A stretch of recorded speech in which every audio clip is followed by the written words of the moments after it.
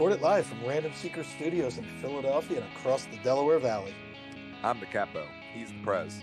And this is Sons of Ben, the pod. Devin, Adam, everybody out there, welcome back to Sons of Ben, the pod. This can only be described as episode. Devin, I'm going to let you choose this one. Either Ed Blaine, which is the past, or the future, Exim Shishko. The correct pronunciation is Shushko, so we'll work on Shushko? it. 2 games played for the Flyers. I think we got some time to work on that one. Yeah, when he gets out of the Lehigh Valley, then maybe I'll learn how to pronounce his name. But yeah, episode number 64, starting off with a bang with those whopper of numbers. So yeah, episode 64. Gents, we got a lot to talk about, but let's get through some housekeeping. Beer of the pod, Yards, 2SP. I got a can of the old Filthy with me right now. So just remember to support those that support us. Speaking of supporting us, Devin, I want to say congratulations and welcome to newly minted, renewed member, Adam Booth. Adam finally renewed, and you should too. It took a lot of convincing to get Adam, of all people, to join the Sons of Ben, but here we are, we did it. You know, I heard about the organization, and I felt like it was something I could get sink my teeth into. You know, just let me know how I can help in any way. You know, I whether it's a small part, I just want to be a part of the family. If you just want to email devin.garcia@sonsofben.com all your tailgate suggestions, everything from a playlist to special utensils that you want there, sushi night, everything, just go ahead and do that. That's how you can help out. Give Devin all the ideas. No, look, I've been lobbying for fillet night, you know, maybe a fish fry that I can be in charge of as a Southern gentleman. I must be in charge of the fish fry. And then, you know, we'll work on it from there. But, you know, Devin doesn't realize that him actually getting this position is the worst thing that's ever happened to him, because, like, I'm just going to be coming with all of the requests that ever have needed to be requested. And you know what, Adam? Now that you're a member, you can send those over. It's okay. And Adam, as a new member, you might want to realize something. The tailgates are $10 for members. Hence why there's no fillet night, fish fry, sushi night. Y'all pay for that? Oh, yeah. Oh, that's new. Yeah. I was yeah. wow. Yeah. Okay. Wow. Okay. I might owe you a couple bucks. Yeah, we'll move on from that. Don't worry about it. Trips, everybody. We got a DC trip coming up. Just to let you know, DC, we had to beg to get 20 tickets. These jerk-offs are charging us full price, not the supporters price. So that's why the price for that and the bus is up. But if you want to go to DC on a Sunday, hop on this as fast as you can, because it's going to go. And we only have 20 tickets, 20 seats on the bus. And it's a Sunday at 7 o'clock. I don't think you want to drive down there and drive back. So hop up on the bus. Nashville, 4th of July weekend. I know I'm going. Trying to convince Devin and Adam to go. It's going to be a good time. Who doesn't like Nashville in the heat of July? Speaking of heat, Miami, Orlando. But yeah, check out all those. The trips are coming. And then another thing, new merch is here. We will have on the 15th merch inside the stadium for the Shield merch pre-orders. And we do have some new stuff slowly leaking out. And then I do want to bring one thing to everyone's attention. In today's NAC, so the NAC that got sent out in your email, check your email, check your junk. There's a section down a bit. How you can help the Bernadine Center. I'm going to give credit to 2 people. One, my girlfriend TC. We went to donate some of the tailgate food to Sister, and we were talking to her. And usually when I talk to her, I'm like, hey, here's some food. Hope everything's well. Let me know if you need anything. Bye. And TC was like, do you guys need anything else besides food? And then Sister was like, we really need, like, for our community, like, you know, shampoo, deodorant, personal care products, toilet paper. Like, that's what the people that go to the Bernadine Center need. And then shout out to Crystal.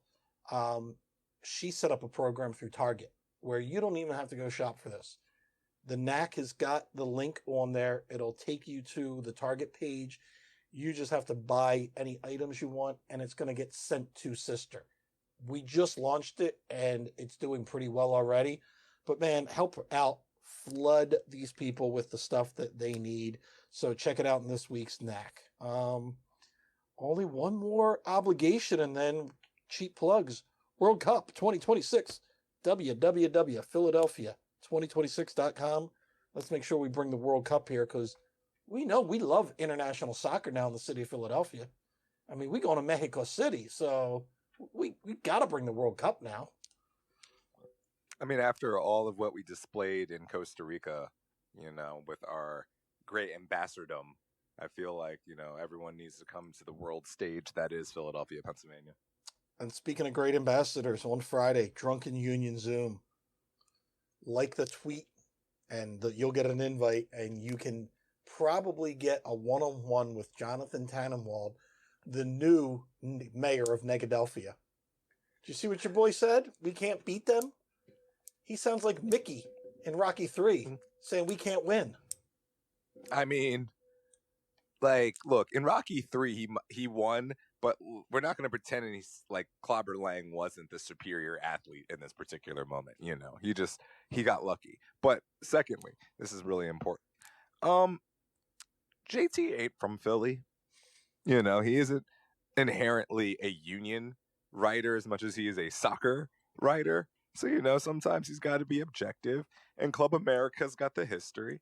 And, if we want to get into a deep dive on where the Union are as a roster right now versus their roster, look, I'm not as confident as I am with them as I was against Atlanta.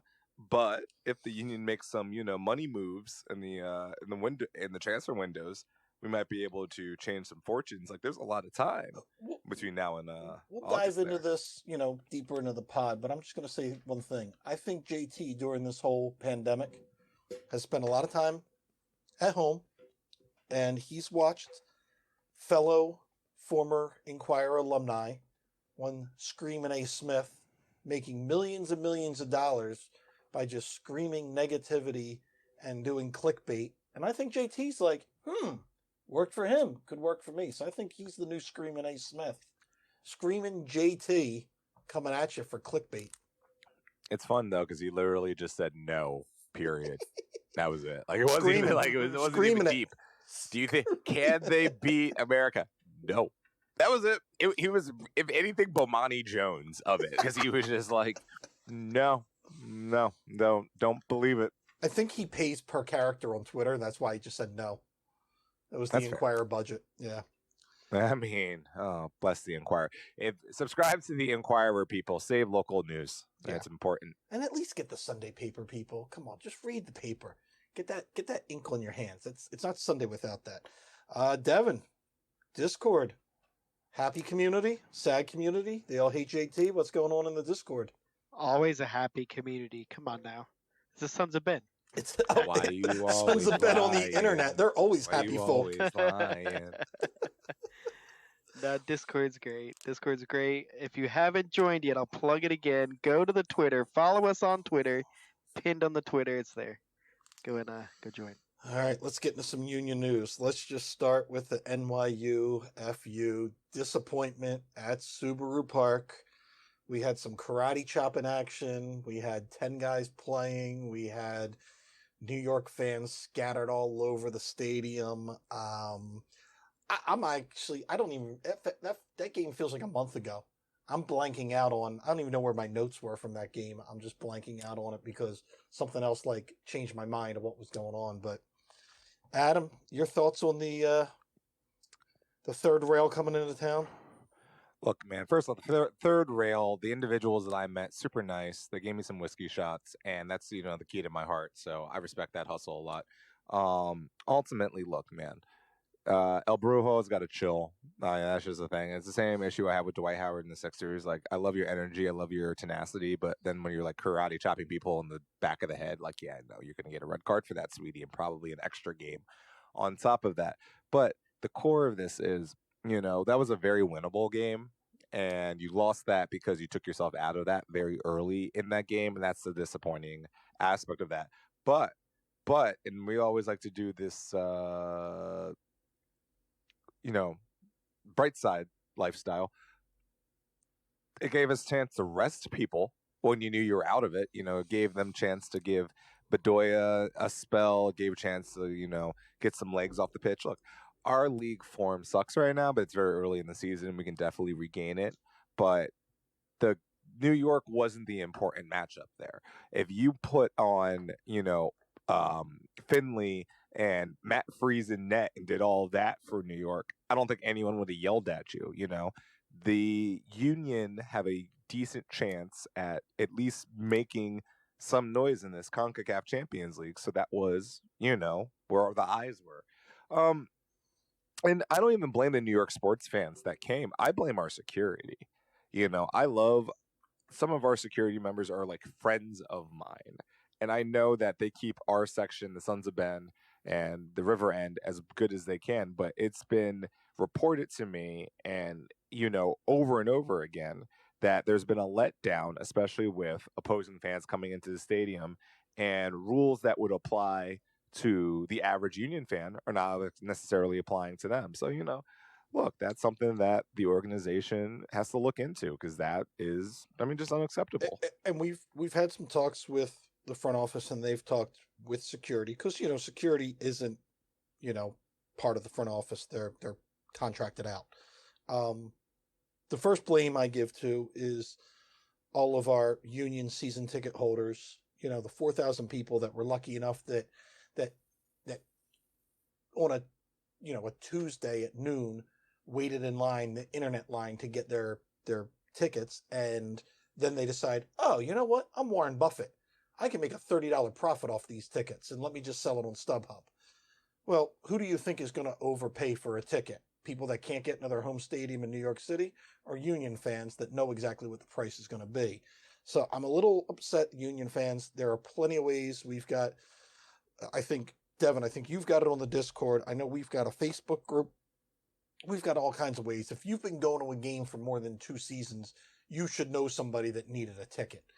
So I wish Union fans, and I want to stress this, especially when Club America comes, you're going to get tempted. And then you'll be the same person. Oh, why was it, the away team took over the stadium? Why didn't you guys do anything? Because you guys all sold your tickets because you think you're Warren Buffett and you're going to make $35 on this thing. Sell it to a Union fan, make $5 instead of 25. I'm turning the lights down low. I'm lighting a single candle. I am putting a little light on my cigar pipe here, and I am puffing it ever slowly, and I am speaking to the Union fans directly in a smoking jacket in my study. Union fans, please make my life easier.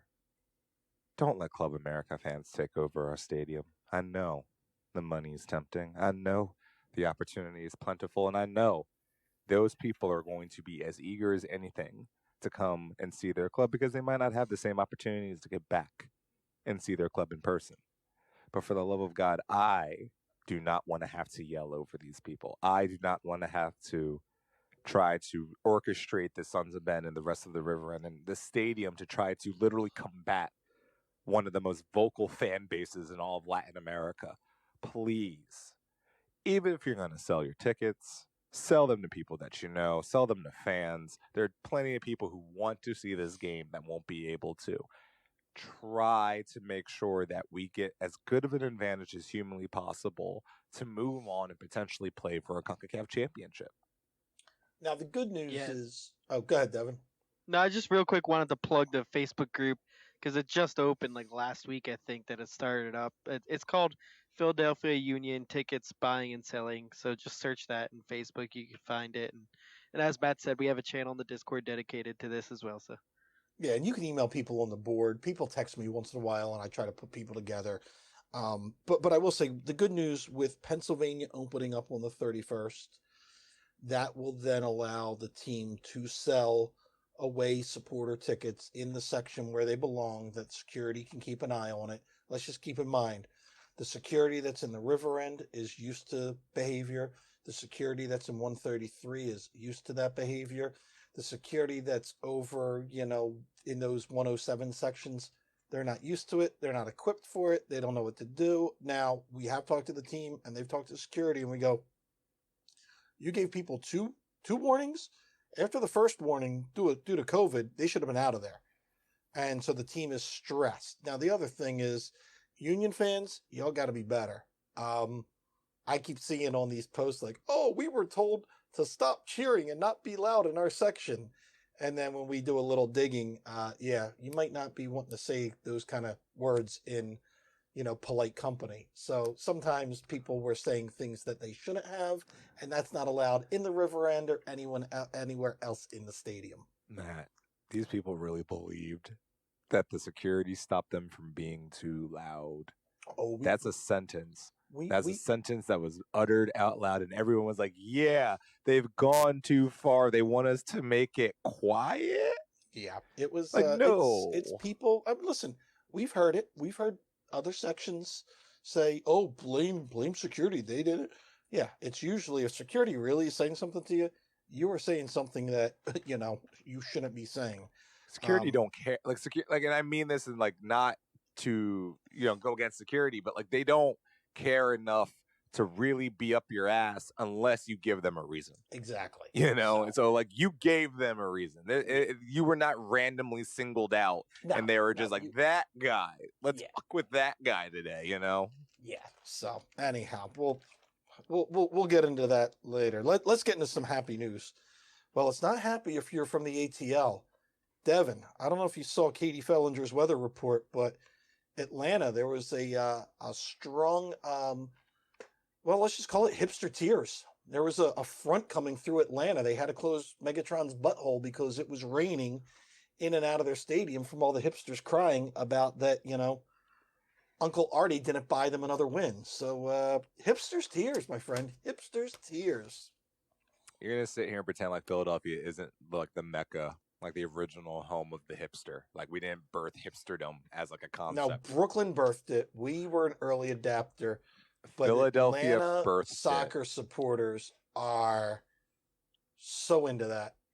They Definitely are. think there's some cities on the West Coast that'll have a word with you, Adam. First off, I will tell you this as God is my witness. As a reformed hipster myself, I will tell you that the city of Philadelphia, specifically South Philadelphia, birthed the hipster. Brooklyn refined the hipster into the profitable ore that it is now. However, it was started. The idea of making a crappy row home and flipping it and making it worth $200,000 started here. Riding a $1,000 bike, even though you only have a tech job that pays you $10,000 a year, started here. That is a concept. We started the fixed brewery. Are you come on? Like, wearing flannel, ironically, come on now. That's a Philadelphia tradition. Now I'm telling you though, what happened in Atlanta is something that you see a lot with people who become fans of teams when they're good and then realize there's a possibility of not being good. It's just like I joined Chelsea when they were relatively good. And then there was dark years and I got shocked by the ability of dark years because the soccer pyramid to me said the top teams always stay at the top. Devin's a Tottenham fan, so it's always been tears. But occasionally he feels joy. That's the real soccer experience. I've been spoiled. He's actually experiencing reality. That's what Atlanta's about to feel. They're not always going to be on top. There's going to be moments where Arthur Blank's money is not good enough. There's a reason why the Falcons haven't won a Super Bowl yet. It's not always about spending the money. Sometimes it's about people not being hurt. Sometimes it's about trying to not have your fourth coach in 6 years. Sometimes it's about continuity, accountability. And then sometimes you just get your ass beat. Look, Atlanta shouldn't even been in the tournament. And that's the first conversation that we should have, What are you talking about? They're the defending U.S. Open Cup champions. Yes, and I am the defending FIFA champion of one bracket. That means I make it to the finals every year, right? Look. Nah, not if our announcer's son has anything to say with it. He says he whoop your ass. He did whip my ass. That child whooped my ass. And also I saw him in the pro shop today a couple of days ago at the game, and legitimately, like, Kevin was like, "Oh, thank you for being such a good sport," and I'm like, no, your kid legitimately kicked my ass. Like, there was not me being like, "Oh no, let me like not be good against this child." I played my ass off and got it handed to me. So the kid's elite. That's for sure. Did he tell you could put his name and number on the jersey you were buying? Look, man. Look, man, I'm just saying that whoever is the esporter for the Union now will not be there forever. Micah Casey is coming for you, and he will be there very shortly. Kevin Casey, Parent of the Year. Anyhow, let's get to the Atlanta CONCACAF Round 2 action. Do we want to talk about on the field or the most exciting part after the game? All right, I'll do real quick on the fields, and then you can talk about the fun part because I can do that like really quick speeder announcer voice because I've been doing this for a while. It was actually really not that fun of a game. I mean, like, it was a cool game because everyone's going back and forth, and there was like a lot of possession done, and like a couple of shots here and there. But for the most part, it was actually a pretty decently boring game because the Philadelphia Union were trying to keep possession most of the game, and at the fact that Atlanta was not really pressing as much as you would think so. Even though they didn't have Barco that night, I was assuming that Atlanta was going to go up and play stuff more. But they probably have 3 guys up front, but they're only using about Josef through the middle the entire night, and it just doesn't seem like he was going to be able to cut up against Glesnes or Elliott in the back row. So basically, the Union had to have whole possession in the midfield, where Montero did that for the most part until he got his yellow card, which means he's going to be out because of yellow card accumulation. And then Bedoya had a couple of good slide tackles, but we have to really talk about Leon Flock, who was obviously the most important person in the entire game there. He played his position out of this world, and I honestly believe that he can possibly play the number 10 if we have to do it during the first leg when we go to Azteca.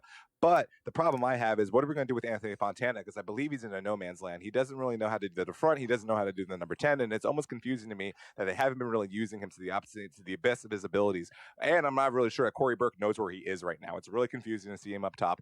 I'm not exactly sure he's going to come back into form anytime soon, but I really hope so. I don't know what to do with that. He has to get minutes, but you don't really have minutes to give him right now because you're actually trying to win games and you're kind of falling in the league, but it's okay.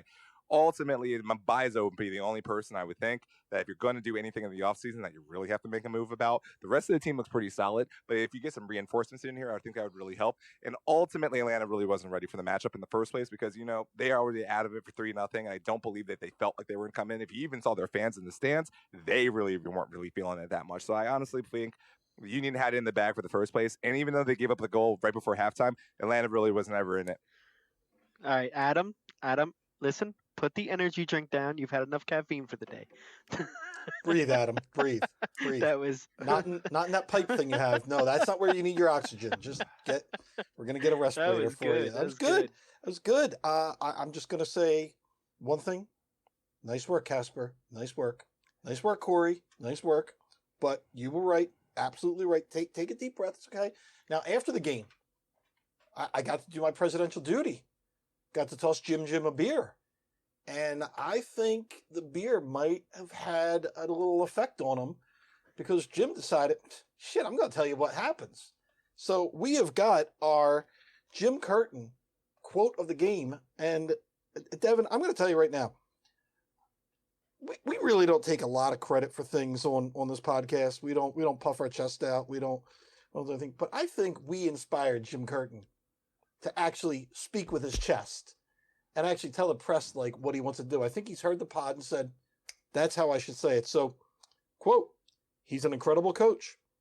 He's an incredible player, but you can still be also a sore loser and be an asshole at the end of the game. I still think that's a right way. I think he should shake hands like a man after the game. I had to fact check this, make sure it didn't come from like Matt's notes. I was No. looking around, making sure. And We didn't even make that one up. No. That was just an actual quote. No. We did nothing to doctor that. No editing, no mad lib. Like, there was literally nothing we did. That's exactly how he said this. And you know what that is? That is a man who is tired of taking shit. And I hear this. There's something about this, right? Because I hear this discussion all the time now, especially with the Super League happening, and because of a lot of American owners were at the forefront of this. There is a divide between what it seems to be the Western world, but mostly the soccer-loving world in the United States of America. Because we, to them, are an affront to the game.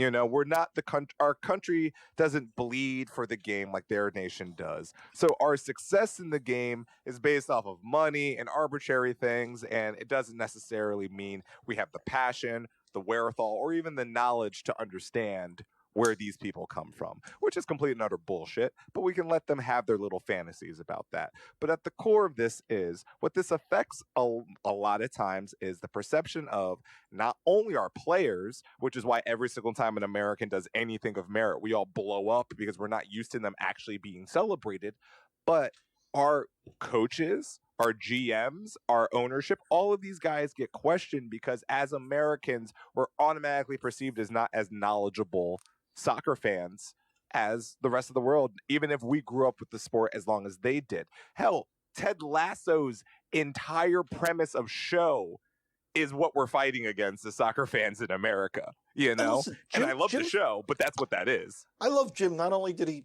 towered over Gabby, and like Gabby knew what he thought about Gabby, but also said, yeah, MLS Coach of the Year. You just got here. Shut up. You haven't done anything. What, you win the U.S. Open Cup? Oh, wait, no. Did he? I don't even know anymore. But I think yeah, that was so Frank de Boer. If we go all the way back to that, I think it might be. I know. I think that was the guy who won the Open Cup. But and here's No, the thing about it. No, go ahead, Devin. You see the video of them talking post game that when he was talking to him, and you see Jim just like take his glasses off and he's laughing. He's like, "Oh, he's about to go Philly on him." Oh, He's and, about to and show Bedoya, Bedoya is just there cracking his ass up. Like, he is just loving life. He's just like, and so, all right, I got homework for the Philadelphia Union video department. So Carl Mandel, all you guys, listen up. September 25th, if he is still employed by Atlanta, September 25th is when Atlanta comes back. Yeah. All right, we're going to do our part. We're going to have a couple of special cheers. There might be an asshole. That could happen. I'll apologize in advance for that. That's probably definitely going to happen when he gets on the field. But he was bitching that we dive and we take too long up. This man has played for Man United. He's played all over the world. You're telling me there's no clips of him faking an injury, him walking off the field. I want every clip. I want the Josef Martinez clip where he literally was this 2019, Adam. Correct me if I'm wrong. No, He fell in front of the river end. And Devin, we were starting to give it to him. I had to stop Adam and the other capos and tell them, oh, I think he's really hurt. I thought he blew his I ran through the ACL, whole MCL, section. everything. I thought, Adam, do you know what happened after we told all the capos and people like, hey, stop booing, like, we think he's really hurt? What happened? He got up. Got up and was running around like Here's the thing, I can tell you this vividly because this is one of the most embarrassing moments as a capo for me by far. Is everyone doing the regular and what could have only been dubbed severely appropriate "shoot him like a horse" chant, and I'm like, no, I think this man has just his Achilles just exploded. Yeah. I think the way that this man is on the ground, I actually believe something terrible has just happened to this person. And he got up and made me look a fool in a way that I don't think I've ever I'm not a medical professional in any capacity, so I'm not necessarily saying I am the judge and jury on what an injury looks like, but I don't think I've ever been more wrong about judging a person was injured or not. And look, the fact of the matter is this is soccer. And everyone and their mama does this crazy shit. And here's the thing, I don't even approve of what the Union did. That shit that Santos did was pretty bad. Shabilko should have been sent off. Okay? Shabilko gets kicked, the ball hits him in the arm, and he falls down. That's my own player, and I think that was the most egregious form of shithousery I have seen in CONCACAF in a very long time. I was embarrassed for our organization on his behalf. And this is probably the first I've really seen the Union do it because they're ahead. Where I have witnessed for 12 plus years every other team, and Atlanta has done it a ton. So for Gabriel to be crying about that, so I really do want. I mean, listen, the Union do a great job with their media. There's got to be a clips of him when he's at Man United and everywhere else in the world falling. And put that together with Atlanta fans, and that's the pregame, that's during the game, that's everything. We need pics of him falling as a player and faking injuries because any soccer coach or any soccer player that complains about that, you're just a hypocrite. That's the way your game plays. Nobody Or likes it, but you still do it, so I don't want to hear it. Or a fan base. Oh, yeah. I don't know. And look, Atlanta fans, because there might be a handful of you that actually listen to this spot for whatever reason. I don't know. Maybe you're just trying to figure out what we're saying shittily about your team. I don't think your team's that bad. I just don't think they were as good as our team. That's another conversation for another day. You're going to have dark days. It's going to be okay. We went through like 8 years of being absolute shit. I remember when the Union were literally like the next to last team in the league. You've never even been close to that. So just breathe for a second. Inhale, exhale, get your shit together, get a little healthier, and you're probably going to do something decently in the league this year. But calm your shit. Shithousery happens. I apologize it happened to your team. You weren't going to beat us regardless. It ain't So going it's to be okay. the first, ain't going to be the last. Now, I will say, speaking of, looking at the enemy's media, Devin, did you look at Dirty South Soccer? I did not see this. So it's pretty much like Brotherly Games' whole format, the same deal. So it's SB Dirty Nation. South Soccer. They called Jim 8th grade for calling their coach an asshole. That was their whole thing. Well, the Philadelphia Union's coach reached into his 8th grade insult bag, and I'm like, dude, that was. I don't care if the other coach called our coach an asshole. I'd been like, man, good for him for speaking up. So I was like, come on, Dirty South. You. I know you're the Homer paper of the Atlanta United, but come on, your readers deserve better than that, But that's what that is. Oh yeah, it's pandering to them. That's what that is. And the thing about that is it's so like that's what upsets me about modern journalism in so many ways is so much of it is just blogs and some of it is just pandering to fan bases, and it works, it's effective, and it makes money, but it's just like these guys have propaganda machines, and like objectivity can't even exist in a lot of these realms. And I'm not even accusing Dirty South Soccer of a lack of objectivity, because I'm sure if I read their accounts of the game, they would give a Union a lot of credit for physically just playing good soccer. They didn't. Nope. Did they not? Didn't. No. Oh, well then, I don't know. No. Fuck. I don't know. It's a I'm rag. tired. It's but a it's rag. like, it's a rag. Look, at the end of the day, the fans feel, Atlanta fans cannot feel that they were undone. Like there was nothing that went down nefariously that led to them being eliminated from the Champions League. They were not good enough. Now, if you want to talk about the shithousery, if you want to talk about the time wasting and all that, we can have all of those conversations. You scored 1 goal in 180 minutes. You lose. I don't know what to tell you. The Union scored 4 goals, including 3 of them in your own building. You couldn't handle their counterattack. You lose. And here's the thing. The Union can go mess around and get their ass kicked by Club America next week. And I'm sure you'll have every Atlanta fan in our mentions. And you'll still be like, you still lost, though. That's right. Devin, got a question for you. Should we rename the Ass Out of the Week the Gabrielle Hines of the Week award, or we gotta, yes. So I'm all on board and I've got one, and it's usually for social media, but I'm gonna nominate one group, and right now it's MLSSsoccer.com. They sent out the email with their weekend what to watch, and let me go. They've got now they're gonna have LA because it's El Trafico. All right, I get that. El Trafico. All right, fine, blah, blah, blah. Watch this. Words. Bradley's got a vein popping out of his head. Inter Miami versus Atlanta. Must watch. Is that a rivalry? Well, we don't know. Timbers. Well, yeah, okay, Timbers in Seattle. That's worthy enough. Orlando City versus New York City. Really, that's must watch. Sporting KC versus Austin FC. Really? Because one former player of the Wizards is now on, Austin. Dallas versus Houston. Nobody cares about that.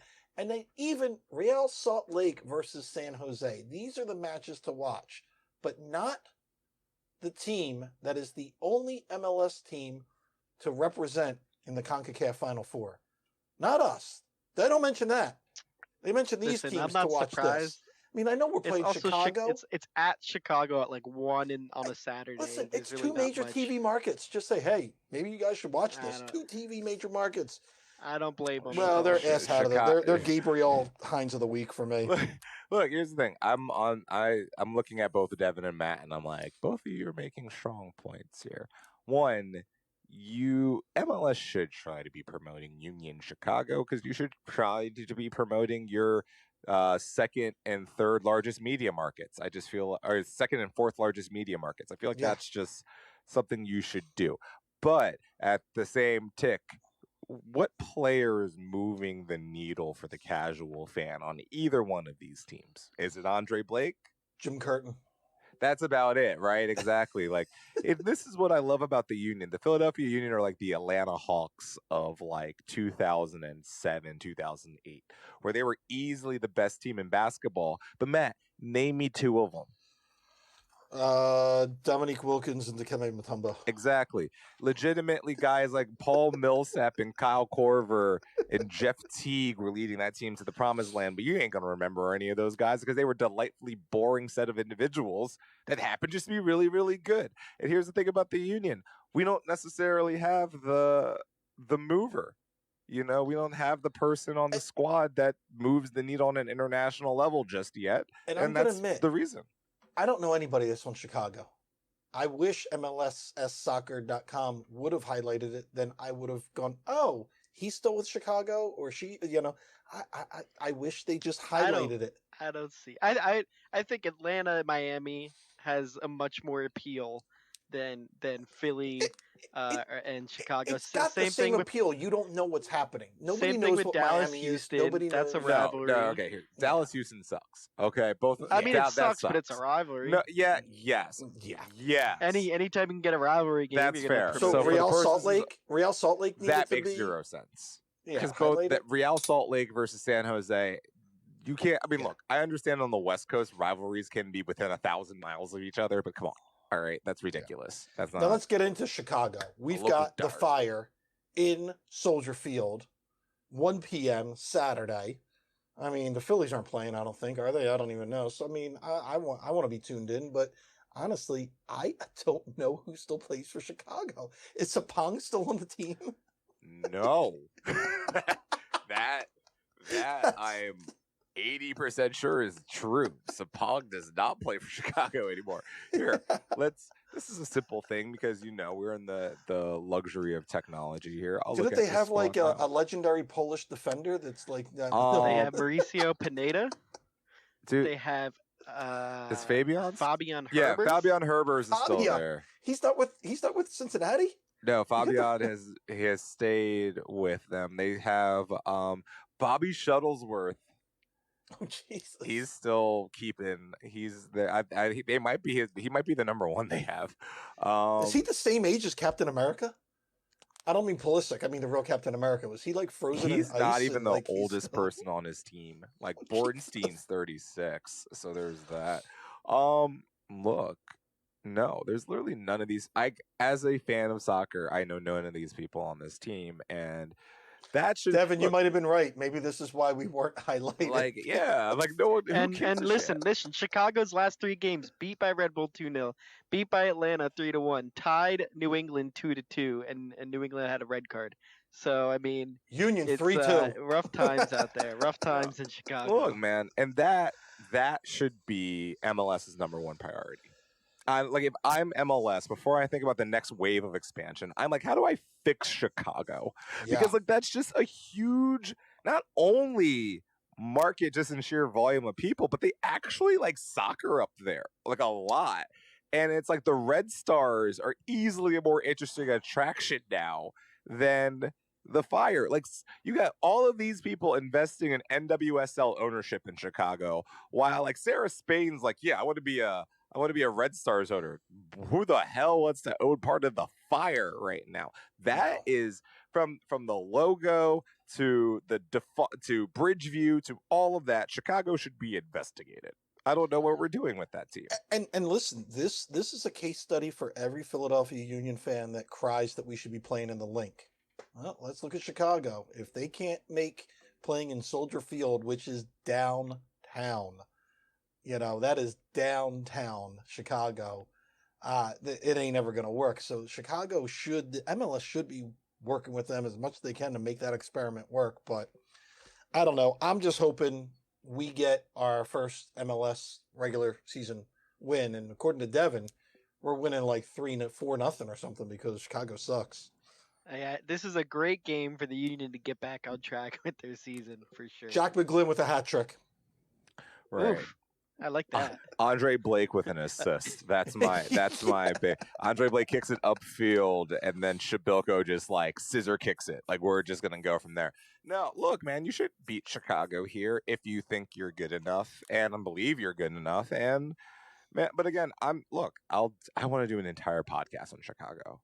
Like I just want to do one. I know we're not even a Chicago Fire podcast, but I want to do an entire podcast on why the Chicago Fire are Listen, just a case study. I want to get in there, a 1:00 game. I want them to get out of there. I want them to get some rest because we've got a game on the 12th against New England, who we owe them one. I don't know what New England's looking like. And then, of course, on the 15th, we've got, Red Bull, which, I want to see this, 0-3 or whatever we are in regular. I want 3 wins, Saturday, Wednesday, Saturday. I want 3 wins, and I think we can turn it around starting with Chicago because we don't have another tournament looming over our head right now. We've got time. We don't have to worry about CONCACAF. We've got time. So that's what I'm hoping for is just a solid performance on Saturday so these guys get their legs under them for the regular season and turn this thing around because you know what? The East is still wide open. Put a couple wins together and we're back top of the table in the East. Speaking of top of the not top of the table, but top of the world, Adam, do you see what our alumnus have done in Europe? I want to also state that I think the Austrian league is not that good, but I want to say Is the also Belgian league that good? The Belgian league is actually pretty solid. The Austrian league is not that good. But anyway, look, man, Red Bull Salzburg. That's the one right there. That's the one down there. Sorry, there's a Leipzig and a Salzburg. I can't keep pass. Anyway, congrats to. They're both better than Harrison. Well, that's very true. Congrats to Brendan Aronson. He scored in the final too, which I believe should be a bonus for the Union. Like anytime Brendan scores in a cup final, we should get like $500,000. I feel like they did get the extra $1 million. No, they did get the extra $1 million in the 20 appearances. But I'm like, he scored in a cup final. That at least has to be like $25,000. Just like you got to give us a little extra. He helped you win a title. In like the most literal sense, did he help you win a title? But yeah, titles breed titles. They won the Shield. They go to Europe. Now we go to CONCACAF. Titles breed titles, Look, it's going to get Jesse Marsh a bigger gig. So congratulations. Yeah. Like he should bring Aronson just to Bundesliga with him. We'd be like, come on now. I think he would do well in the Bundesliga. Let's go to Bundesliga together and tear it up. Just Jersey boys out here. Just cutting it up over in Germany, Now, Devin, I guess we got to get into, since we're in Europe, we might as well stay in Europe and then we can wrap this all up. Does that sound good? All right. Keep it short and sweet. Adam, like it. We got some Champions League action, yo. The champions!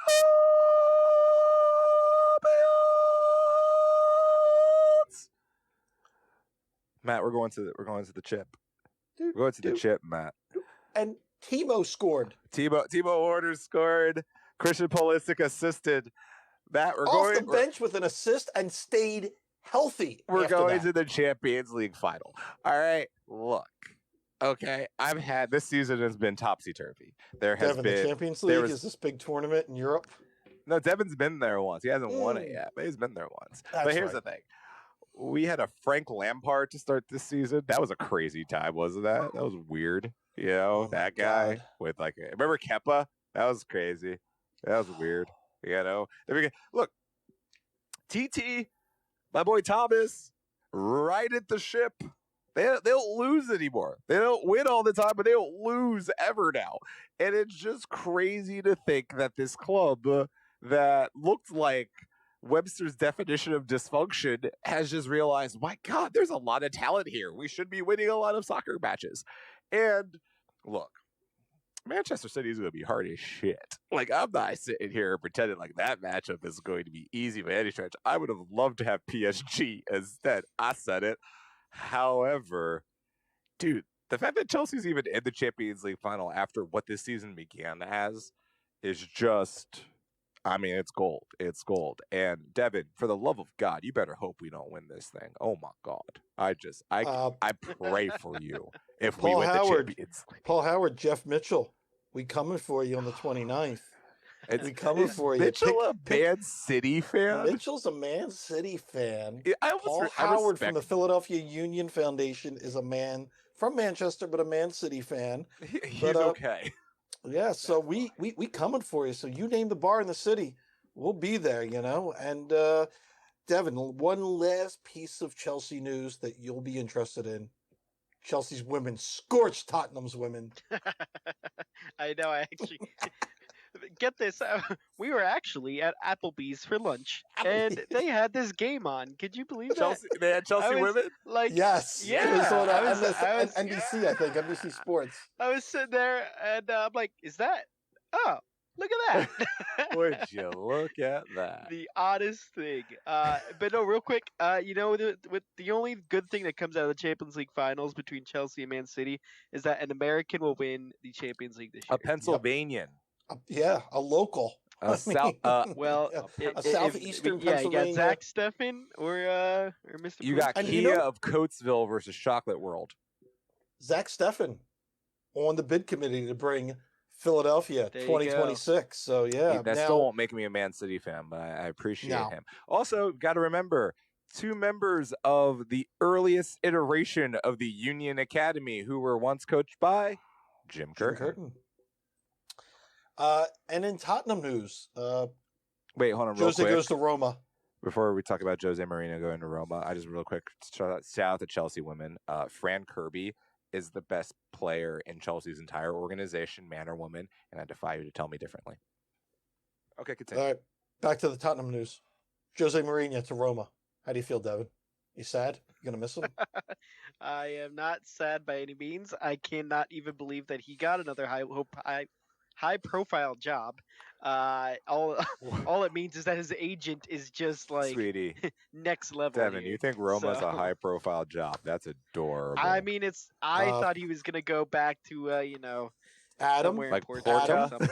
Adam, take What? that back. Yeah. yeah. We know Gigio from Alice Look, and Grand I Cafe is a love Roma. Gigio. So, I so love that's a high profile job. It's gonna be great. We want the free pizza and the gelato, don't we? I Go feel Roma. like Gigio will appreciate my honesty more than he would appreciate me sucking up just for free shit. And Devin, because more we're on pizza that for level- us. Adam's You get out. more pizza. That's fine. I literally showed up at Alice and got Cinco de Mayo pizza 2 days ago. Where were you at, Matthew? I just want to know. I was at the Bishop's Collar sucking down margaritas There and you go. quesadillas like an I'm American. so happy you found somewhere in Philadelphia on Cinco de Mayo to actually get a reservation. My girlfriend tried a week and a half before Cinco de Mayo and it was astonished that no Mexican restaurant in Center City had reservations. She was like, "What do you mean?" I'm like, "Oh my God, this is your first time." Yeah, we just went to the local bar because I had to get TC out of work and she was working till like 7:38. I'm like, we're going outside, we're sitting somewhere, we're getting a margarita. That's it. Cliche as it is, that's what's gonna happen. So To solidify my stance as an OG hipster, on Cinco de Mayo, I had Red Stripe beer from Jamaica and I also had sushi because I don't get conformed to your holiday you're an shenanigans, indifferent America. SOB, aren't you? You are just Look, the man, rebel. all I'm saying is if you tell me to jump, I'll sit down. That's all I'm saying. And that's your capo, everyone, that tells you to start cheering and he wants you to start singing. Yeah, it's actually really Our not good for house my. Yeah. In that's- the dirty, dirty South, our house. We got to find a song for the Mexico City, man. How do we tell them it's our house? We don't. We get on the airplane and we go home. Yeah. We get our armed We security and get go- the hell out of That's Dodge. like legitimately, you joke. I was thinking about that for like 20 minutes the other day. I was like, what if we actually go to Mexico City and win? Who doesn't come home? Like, do we just Oh, lose man. Sid? Well, we will lose Sid. Sid will definitely be here's stuck the in a thing. Mexican prison. And I'll make this quick as possible for Devin. When I ran with the Bulls, my only rule was I made sure I ran next to people that were smaller than me that I could push over, and then the Bull would get them. So in Mexico City, I'm only going to hang out with people that I know are wealthier than me.